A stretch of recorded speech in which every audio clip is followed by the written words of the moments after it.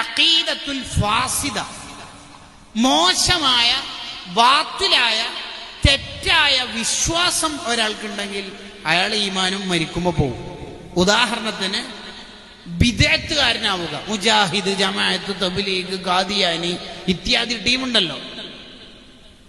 ഒരാളുടെ ഈമാൻ മരിക്കുന്ന സമയത്ത് നഷ്ടപ്പെടും എന്നുള്ളതിന്റെ നേരത്തെ ഉള്ള അടയാളാണ് അയാൾ ജീവിതകാലത്ത് ബിദ്അത്തുകാരനാവുക എന്ന് ഇബ്നു ഹജറിൽ ഹൈതമി റഹിമഹുല്ല തന്റെ അസ്സവാജിർ എന്ന ഗ്രന്ഥത്തിൽ പറയുന്നു.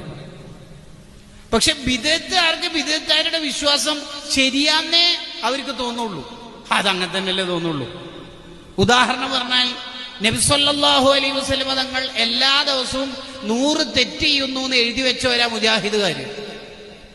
നബി തങ്ങളുടെ ശരീരം മണ്ണായി പോയിട്ടുണ്ടെന്ന് എഴുതി വെച്ചവരാ ജമാഅത്തെ ഇസ്ലാമിക്കാര്.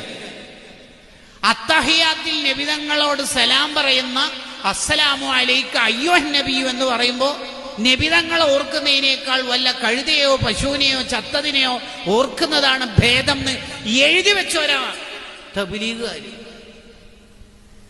അവർക്ക് അവരുടെ വിശ്വാസം ശരിയാന്നേ തോന്നുള്ളൂ. അതുറപ്പല്ലേ. അലി റളിയല്ലാഹു അൻഹുവിനെ കൊന്ന ആളെ സ്വഹാബത്ത് പിടിച്ചു. ആരെയാ കൊന്നത്? അലി റളിയല്ലാഹു അൻഹു സുബഹിസ്കരിക്കുമ്പോ കുത്തി കൊന്ന ആളെ സ്വഹാബത്ത് പിടിച്ചു. അപ്പൊ അയാൾ എന്താ പറഞ്ഞത്? എന്റെ കൈ വെട്ടിക്കോളി, എന്റെ കാലും വെട്ടിക്കോളി, പക്ഷെ എന്റെ നാവൊന്നും ആക്കല്ലേ. എന്താ? എനിക്ക് അല്ലാഹുവിന് ദിക്റല്ലണോ? എങ്ങനെയുണ്ട്? അടിപൊളിയല്ലേ? അടിപൊളിയല്ലേ അല്ലേ?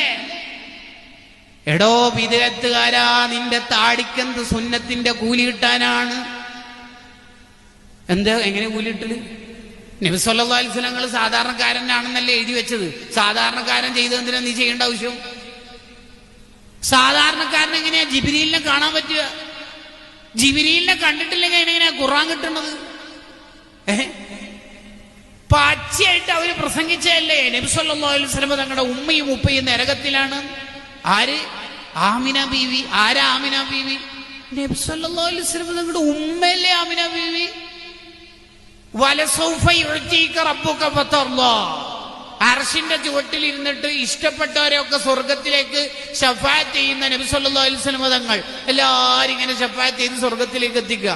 എന്നിട്ട് സ്വന്തം പെറ്റുമ്മ പോറ്റുമ്മ നരകത്തിലും. ഭയങ്കരാണല്ലോ. ലോകത്ത് ഏറ്റവും ശ്രേഷ്ഠതയുള്ള സ്ഥലം ഏതാ?